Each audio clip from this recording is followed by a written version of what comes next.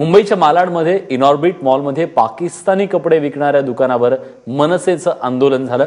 काही दिवसांपूर्वी मनसेने दुकानाला नोटीस दिली होती, मात्र या नोटीसीकडे दुर्लक्ष केल्याने मनसेचे कार्यकर्ते आक्रमक झाले आणि त्यांनी हे आंदोलन केले।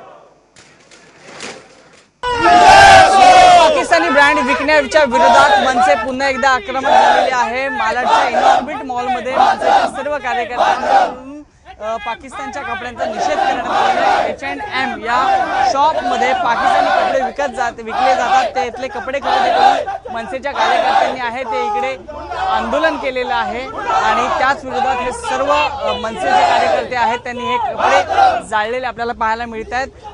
सर्व मनसे आहेत ते आक्रमक झालेले पाहायला मिळतात। आपल्यासोबत आंदोलन करतात, काय नेमक्या भावना आहेत तुमच्या? हे कपडे कसं आहे, भारताची आज जी परिस्थिती आहे ती सीमेवर परिस्थिती आहे। 25 सैनिक आपले मारले गेलेले आहेत। कुलभूषण जाधव अजूनही त्यांच्याकडे आहेत, त्यांनी फाशी देतात त्यांना।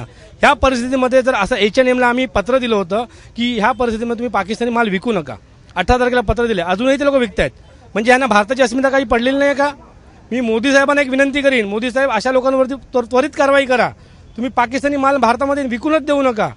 असं होत राहिलं तर ह्यांना काय पडेल? मग सैनिकांनी मरायचं आणि ह्यांनी इथे आपल्या ऐश्वर्याम करायचे, आपल्या पैशावरती पाकिस्तान पोसायचा का आपण?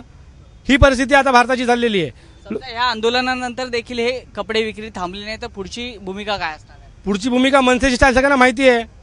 आज त्यांनी सेटर बंद केलं, उद्या कुठे जातील? गनिमी गावा शिवाजी महाराजांनी आम्हाला शिकवलेलं आहे, गनिमी गावाने घुसू आतमध्ये आम्ही।